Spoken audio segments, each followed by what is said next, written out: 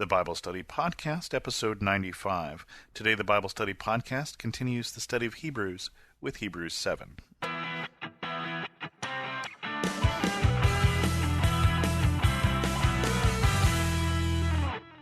Welcome to the Bible Study Podcast. I'm your host, Chris Christensen. Today, we continue on with Hebrews 7. Hebrews 7 talks more about Jesus in his role as king and priest, and again, more about this fellow Melchizedek, who we've talked about in a couple of the previous episodes. And the chapter goes like this. This Melchizedek was king of Salem and priest of God Most High. He met Abraham returning from the defeat of the kings and blessed him. And Abraham gave him a tenth of everything. First his name means king of righteousness, then also king of Salem, which means king of peace. Without father or mother, without genealogy, without beginning of days or end of life, like the Son of God, he remains a priest forever. So the author at this point takes this person Melchizedek from the book of Genesis and makes this analogy to Christ that we've hinted at in previous episodes. He says, like Jesus, this person is identified as the king of righteousness and king of peace. Like Jesus, we don't hear about who his mother and father are. And so, like Jesus, we also don't hear about who becomes priest after him. And so he takes a little bit of liberty with that and assumes that the person was priest forever. But he's making an analogy here to tell us something about Jesus in this whole chapter. We're learning something about Jesus. And so we're seeing Melchizedek as king of righteousness and king of Salem because he's trying to tell us that Jesus is the king of righteousness and the king of peace. Because Jesus is priest forever, in that role that draws people, that closes the gap between people and God. And he continues, just think how great he was. Even the patriarch Abraham gave him a tenth of the plunder. Now the law requires the descendants of Levi who become priests to collect a tenth from the people, that is, their brothers, even though their brothers are descendants from Abraham. This man, however, did not trace his descent from Levi, yet he collected a tenth from Abraham and blessed him who had the promises. And without doubt, the lesser person is blessed by the greater. In the one case, the tenth is collected by men who die, but in the other case by him who is declared to be living. One might even say that Levi, who collects the tenth, paid the tenth through Abraham, because when Melchizedek met Abraham, Levi was still in the body of his ancestor. Okay, this is getting a little deep here, but the goal of this paragraph, or the goal of this section here, is to say that in some ways, Abraham is the person who God has made the promises with, who God has made the covenant with, who God called first really to start his people, and this is a letter to the Hebrews, so this is a letter to his people.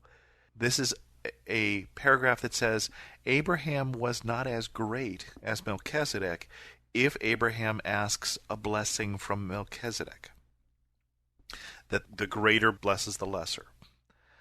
And because Levi was, in effect, still in Abraham, because he is not yet born, and all of the potential for who will become Levi, who will become the head of all the priests, is still in Abraham. He is saying, therefore, the Levitical priesthood, all of the priests that came from Levi, are less than this priest who comes out of nowhere, this king of righteousness, this king of peace, this king forever, this priest forever, Melchizedek. Now, he's doing this again because the analogy he's trying to draw here is that Jesus is greater than Abraham. And the chapter goes on. If perfection could have been obtained through the Levitical priesthood, for on the basis of it the law was given to the people, why was there still need for another priest to come, one in the order of Melchizedek, not in the order of Aaron? For when there is a change of the priesthood, there must also be a change of the law. He of whom these things are said belonged to a different tribe, and no one from that tribe has ever served at the altar. For it is clear that our Lord descended from Judah. And in regard to that tribe, Moses said nothing about priests. And what we have said is even more clear if another priest like Melchizedek appears, one who has become priest not on the basis of regulation as to his ancestry, but on the basis of the power of an indestructible life. For it is declared, "You are a priest forever in the order of Melchizedek." And here the author is again quoting from Psalm 110. And again, think of the context here. This author is writing to the people who are Hebrews, potentially people who are and are not Christian. And he is making an argument here, trying to get them to take what they understand in the Old Testament. They understand the Levitical priesthood that starts with Aaron, the brother of Moses, who becomes the first priest in the house of Levi, descendant of one of the 12 tribes. And he says, if there's a change in that rule, there's a change in the law. So Aaron wasn't the first descendant of Levi. He was descended by a number of generations. There were thousands, tens of thousands of generations, or tens of thousands of descendants of Levi before Aaron. But there's a change in the law at the time of Aaron. This is the time of the Exodus. Moses goes up to the mountain, gets the tablets, comes down and says, Aaron's going to be priest. This is what God told me. And because there is a change in the law, there's a change in the priesthood. And so he's saying, Jesus, who is not a descendant of Levi, we understand him to be a descendant of Judah, a different line going up there to Abraham, that there has to be a change in the law at the same time. And he is using this Melchizedek to help them bridge the gap with how can we think of Jesus as a priest if he is not of the lineage of Levi. And so that's why so much attention has been paid to this very obscure character and to these verses here in Psalm 110 that say you are a priest forever in the order of Melchizedek. He's trying to use Melchizedek to help them bridge the gap to think about Jesus, this Judaite, as priest.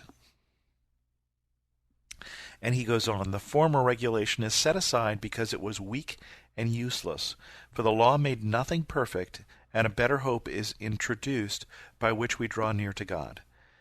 And it was not without an oath. Others became priests without an oath. He became a priest with an oath when God said to him, the Lord has sworn and will not change his mind, you are a priest forever. Because of this oath, Jesus has become the guarantee of a better covenant. And this quote here, he's talking about this oath, is also from Psalm 110. And so the author is saying that there is something better than the law. Okay, so Jesus is greater than Abraham. He's also greater than Moses. He's also greater than the law. There's a change to the law. And this is part of what point is being built up to here, is that something changed because the law, those series of rules that we needed to follow to gain access to God, we weren't able to follow them. They were incomplete. They were imperfect in the sense that they couldn't get us out of the position. They couldn't get us out of the problem we were in. They couldn't get us out of sin. And so he's building up to this here, that the law is going to be set aside with something better, some new covenant that is sworn to Jesus, that is sworn to this priest forever. Continuing, now there have been many of those priests since death prevented them from continuing in office, but because Jesus lives forever, he has a permanent priesthood. Therefore he is able to save completely those who have come to God through him, because he always lives to intercede for them. Remember that the role of a priest, as we were saying, is intercession, to stand between the people and God and to draw them closer. And he's saying here that the priesthood, one of the reasons why the priesthood was ineffective, incomplete, was the priests always died. The priests were just people. And Jesus, who is not dying, Jesus, who is living forever, can fulfill that role better than anyone else ever has. And then the last thought here, the last paragraph, such a high priest meets our need, one who is holy, blameless, pure, set apart from sinners, exalted above the heavens. Unlike the other high priests, he does not need to offer sacrifices day after day, first for his own sins, and then for the sins of the people.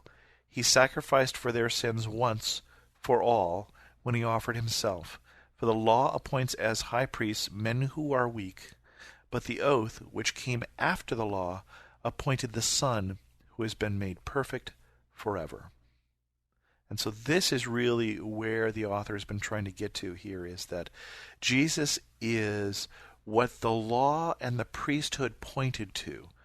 They were a foreshadowing of this perfect priest who wouldn't need to continue to offer sacrifices because he was himself imperfect. But Jesus is that perfect once-for-all sacrifice. This is why, as we switch from Judaism to Christianity, we stop the sacrificial system.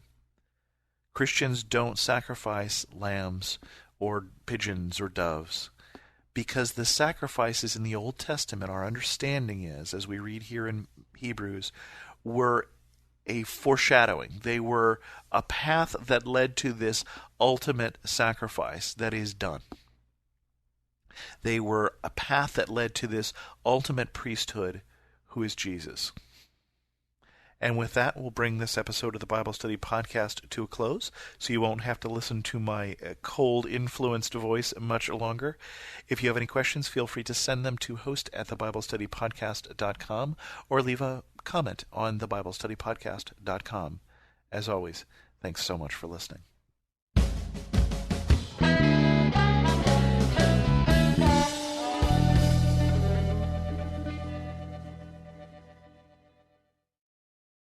For some of us, personal finances aren't just personal. They include loved ones, neighbors, the communities we call home, and the causes we hold in our hearts. At Thrivent, planning your finances is bigger than just money.